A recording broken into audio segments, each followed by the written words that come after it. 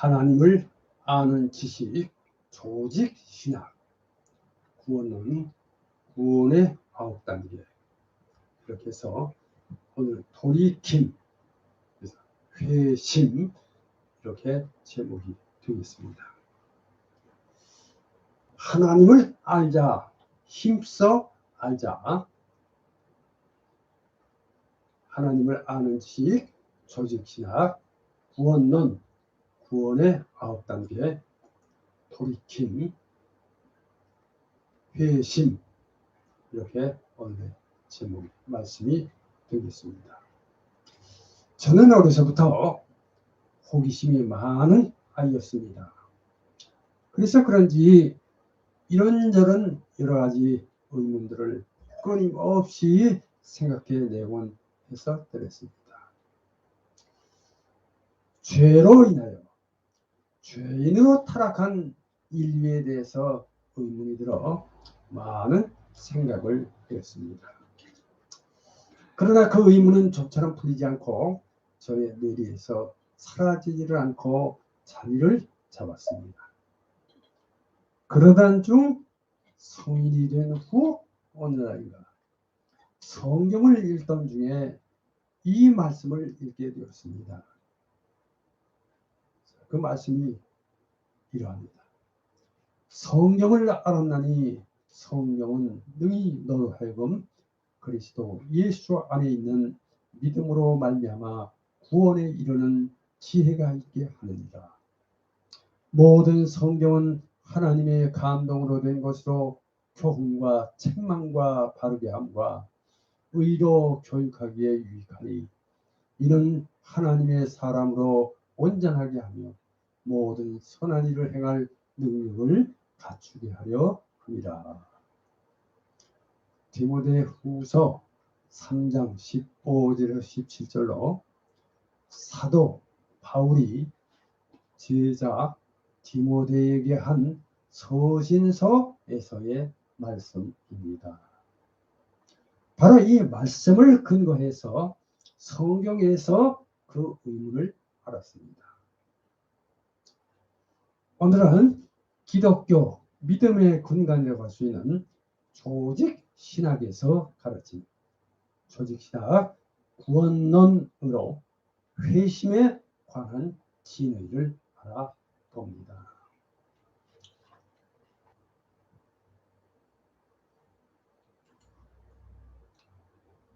물론 이 교리 구원론 역시 실제적으로나 교리적으로나 고귀한 가치를 가진 진리임에는 틀림이 없으며 신구약 성경에 명백히 기초하고 있음은 물론입니다. 그러므로 구원론에 관한 이 교리 역시 성경 이외에 다른 사역에서는 배울 수가 없고 다만 신앙으로서만 받아들일 수 있다는 것을 말씀을 드리면서 오늘의 말씀을 시작합니다. 제가 배운 조직신학에서 구원론 하면 구원의 9단계. 그러니까 구원의 9단계라는 구원에 있어서 소명, 중생, 회심, 신앙, 칭의, 양자, 성화, 견인, 영화 이렇게 9가지가 연상됩니다. 그래서 앞자 한 자씩만 떼어서 소, 중, 회, 신, 칭, 양, 성, 견, 영 이렇게 한 줄로 쭉 외웠던 것이 생각이 납니다. 자, 하여튼 신학적으로 돌이킴을 말하는 하나님께로 돌이키게 하시는 회심 역시 중생과 소명에 이어 서로 가장 밀접한 관계가 있으니 회심에 관하여 몇 가지 생각을 합니다. 자, 거듭남, 그러니까 중생에 있어서 이룩된 변화가 의식적인 생활 가운데에서 나타나기 시작할 때 우리는 그것을 회심이라고 부릅니다. 자, 이 회심은 회개와 신앙의 두 가지 특징을 포함하고 있습니다. 즉, 회심의 소극적인 요소인 회개는 과거의 생활에서 돌이키는 것이며, 또 회심의 적극적인 요소인 신앙은 하나님께로 향하는 것을 각각 의미한다고 말씀을 드립니다. 자, 그러면 먼저 첫 번째로 1. 회심의 정의와 종류, 이렇게 제목을 올려드립니다. 회심의 정의와 종류. 회심. 자, 성경은 회심에 대해 항상 동일한 의미로 말하지는 않습니다. 제가 여기서 생각할 회심이란 하나님께서 중생함을 받은 중생자로 하여금 그들, 그러니까 중생자들의 자기의 의식적 생활 가운데서 믿음, 그러니까 신앙과 회개를 통하여 하나님께로 돌아오게 하신 하나님의 행위, 이렇게 정리할 수가 있습니다. 자, 그러니까 저 하나님께로 돌아와 믿음과 회개를 일으키게 하시는 행위인 것입니다. 할렐루야. 자, 이 정의를 통해 볼 것 같으면 하나님이 회심의 창시자이심을 알 수 있고, 또 이에 대해서 성경 사도행전 11장 18절, 디모데후서 2장 25절은 명백히 증거해 주어 있습니다. 자, 이제 넓은 의미의 회심은, 자, 일반적으로 악을 버리고 선을 향하는 것입니다. 그러니까 이것은 악한 길에서 돌이켜 떠나는 것, 이렇게 말씀드립니다. 요나서 3장 10절 말씀 참조하시기 바랍니다. 또 이방 종교로부터 기독교로의 귀의하는 것이다, 또 이렇게 말씀드립니다. 데살로니가전서 1장 9절, 사도행전 14장 15절 등 참조하시기 바랍니다. 그 다음에 이제 좁은 의미에서의 진정한 회심.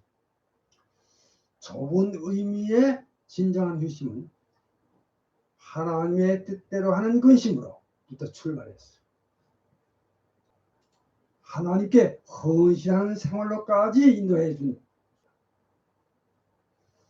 고린도후서 7장 10절 참조하시기 바랍니다. 자, 그래서 이것은 지, 정, 의, 전 인격적인 완전한 변화, 완전 변화, 질적 변화, 180도 방향 전환인 것입니다.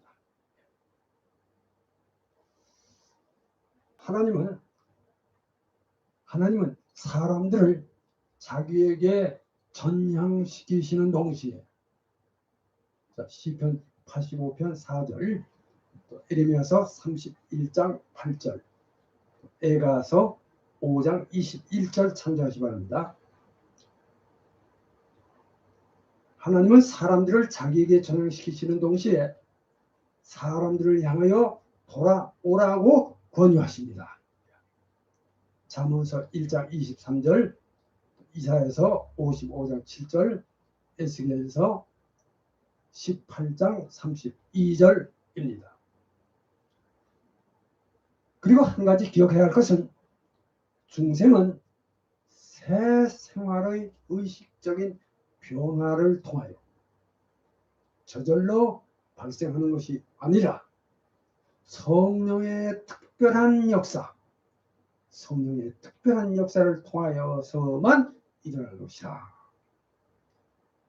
요한복음 6장 44절 참조하시기 바랍니다. 자, 그러나 중생에 있어서는 하나님만 역사하시고 인간은 비동적인데 반해서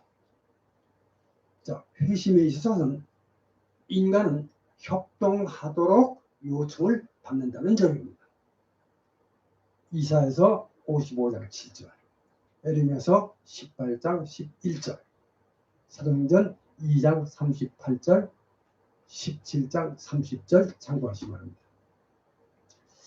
자, 그러나 그런 경우 인간은 다만 하나님께서 주시는 능력으로 행하는 것뿐이라는 것입니다. 할렐루야. 즉 회심은 중생과 같이 순간적인 변화이지 성화와 같은 점차적인 과정이 아니라는 것. 그러나 중생과는 달리 회심은 인간의 무의식적인 생활에서 일어난다기보다는 오히려 의식적인 생활 가운데서 일어나는 변화입니다. 자, 이렇게 회심은 모든 성인에게 필요한 것이지만 에스겔서 33장 11절, 마태복음 18장 3절. 자, 그렇다고 회심이 반드시 각 사람의 생활에서 현저한 전환점으로 나타나야만 되는 것은 아니라는 것입니다. 역대하 33장 12절, 13절, 누가복음 19장 8절 쭉 여러 말씀드렸습니다. 참고하시기 바랍니다.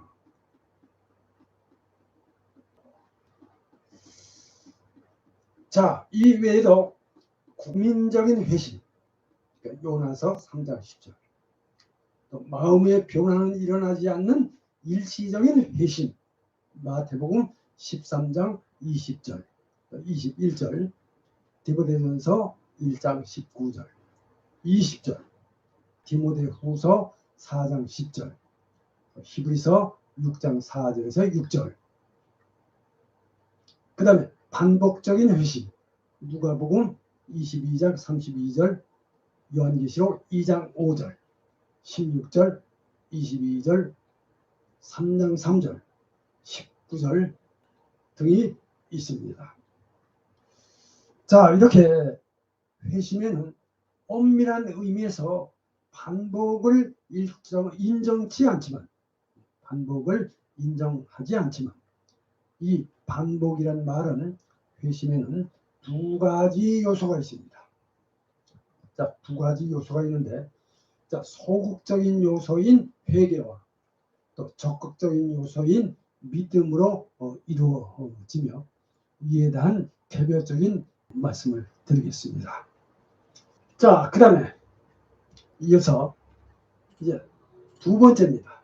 이 회심의 소극적인 회개, 이렇게 제목을 올려드립니다. 회심의 소극적인 회개. 회개란 과거를 돌아보는 것으로 죄인의 의식적인 생활 가운데서 자신의 죄를 깊이 깨닫고, 지성, 그럽니다. 또 그 다음에 슬퍼하고 미워하며 감정, 죄를 쫓아버리고 하나님께로 돌이키는 것.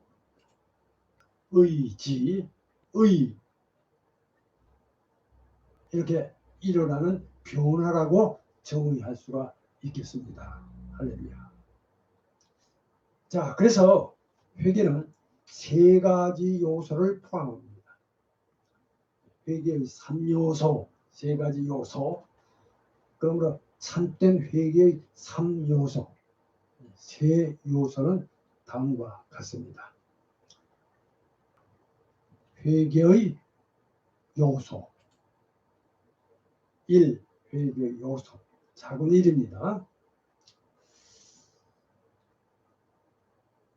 첫째로 지성적 요소 이렇게 올려드립니다. 지성적 요소 이것은 생각의 변화입니다. 곧 자기의 생활이 자신의 죄와 오염과 무능력함을 수반한 죄의 생활로 절망의 삶이었음을 인식하는 것이다. 이렇게 말씀드려요. 로마서 3장 20절 참고하시기 바랍니다. 그 다음에 두 번째로 이 회개 요소 두 번째는 감성적 요소. 이것은 감정의 변화입니다. 곧 거룩하시고 의로우신 하나님께 대항 반역하여 범한 죄에 대하여 근심하거나 슬퍼하는 것이다. 이렇게 말씀드립니다. 자, 그래서 고린도후서 7장 9절에서 10절 참조하시기 바랍니다. 자, 이제 마지막으로 세 번째입니다. 회개 요소 세 번째는 의지적 요소. 이것은 목적의 변화라고 말씀드려요. 목적의 변화에서 일어나는 요소. 이렇게 말씀을 드립니다.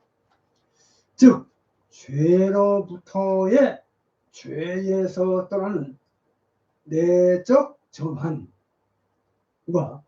죄를 용서받고 씻어버리고자 하는 사죄와 정화를 추구하는 성향을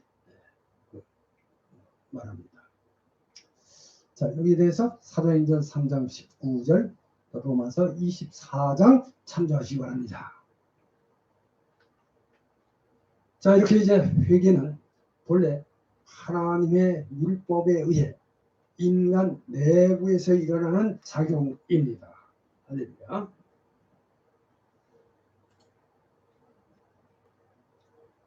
로마 천주교의 개념을 말씀드립니다. 자, 로마 천주교는 회개에 대해 외적 관념을 가집니다. 자, 그래서 외적 관념을 가지므로 천주교에 따르면 회개는 선천적 죄에 대하여 슬퍼함이 아니라 외적 형벌에 대한 공포로부터 일어나는 것에 불과한 개인적 범죄에 대하여 슬퍼함이며 죄를 용서해 줄 수 있는 신부에게 말하는 고백이며, 그래서 금식, 고행, 심지어는 채찍질 같은 것도 있었어요. 성지순례 등과 같은 고해 성사의 외부적 행위에 의한 배상의 표준으로 이루어진다고 합니다. 자, 그러나 이와 반대로 사실 성경은 회개를 전적으로 내부적 작용, 그러니까 즉 죄에 대한 통회하는 태도로 보므로 그 결과로 일어나는 생활의 변화와 혼동에서는 아니됨을 말씀드립니다. 자, 이어서 이제 세 번째가 되겠습니다. 3. 회개의 필요성과 결과입니다. 회개의 필요성과 결과. 이렇게 제목을 올려드립니다. 자, 회심의 경험은 구원에 절대적으로 필요한 조건인가? 하나님의 말씀에 지성적으로 응하기에 충분하게 성숙한 사람들. 하나님의 말씀에 지성적으로 응하기에 충분하게 성숙한 사람들이라면 그 말씀에 옳게 응답해야 비로소 구원을 얻을 수 있다는 것. 자, 즉 회개는 일반 장년들에게 절대 필요한 구원의 조건인 것입니다. 누가복음 13장 3절 그리고 5절 참조하시기 바랍니다. 자, 이제 성경은 회개와 더불어 우리에게 회개에 대한 열매를 맺으라. 마태복음 3장 8절 말씀 명령하고 있습니다. 그래서 진정한 회개는 성실한 자백을 수반합니다. 요한일서 1장 9절, 잠언서 28장 13절 참조하시기 바랍니다. 그래서 이렇게 참된 회개는 죄로 인한 은혜의 상실과 잃어버린 영역을 회복시켜 주기도 합니다.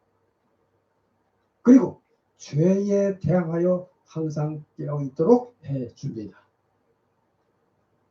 그래서 참으로 회개한 사람은 다시는 죄를 짓지 않도록 애쓰고 힘쓰는 자입니다. 요한복음 5장 14절 참조하시기 바랍니다. 자, 그리고 또한 하나님을 사랑하는 마음을 언제나 가지고 있는 사람인 것입니다. 신명기 30장 6절 참조하시기 바랍니다. 할렐루야. 자, 이제 결론을 말씀드립니다. 결론. 이상 성경적으로 조직신학 구원론의 9단계 중에서 회심에 관하여 알아봤습니다. 물론 이 역시 여러 가지 특성을 내포하고 있기에 신앙의 위대한 신비 중 하나로 인간의 이해를 훨씬 초월하고 있는 것임을 말씀드립니다. 물론 이와 같은 교리는 성경 이외의 그 어떤 다른 사료에서는 배울 수가 없고 오직 신앙에 의해서만 받아들일 수 있다 하겠습니다. 하나님은 죄인을 인도하여 그리스도인이 되게 하십니다. 이것을 일명 소명 혹은 부르심이라고 합니다. 이제 여기서 하나님의 소명과 중생에 이어지는 회심 역시 가장 밀접한 관계가 있기에 이 회심에 관하여 이렇게 알아보았습니다. 자, 이제 말씀을 마치면서 여기서 중요한 것은 하나님께서 범죄하고 타락한 인간이 구원에 이르는 하나님을 아는 지식인 신지식으로 하나님을 알고 믿어 구원에 이르는 은혜에 참여하기를 원하시고 축복하시다는 점입니다. 이 점을 믿으시고 믿으자 잘 하셔서 하나님의 구원에 이르시는 여러분 되시기를 주의 이름으로 축복합니다. 자, 이제 생각해보기 두 가지 말씀을 드립니다. 첫째, 참된 회개의 신뢰나 모습을 에베소서 4장 25절에서 26절 말씀을 참고하셔서 생각해 보시기 바랍니다. 또 그 다음에 두 번째로 성도의 올바른 사고방식이나 생활 태도에 대해서 시편 19편 12절에서 13절 139편 23절에서 24절로 이 한 주 동안 곰곰이 생각해 보시면서 이 장마철 건강에 유의하시면서 믿음 잘 하시기 바랍니다. 기도하겠습니다.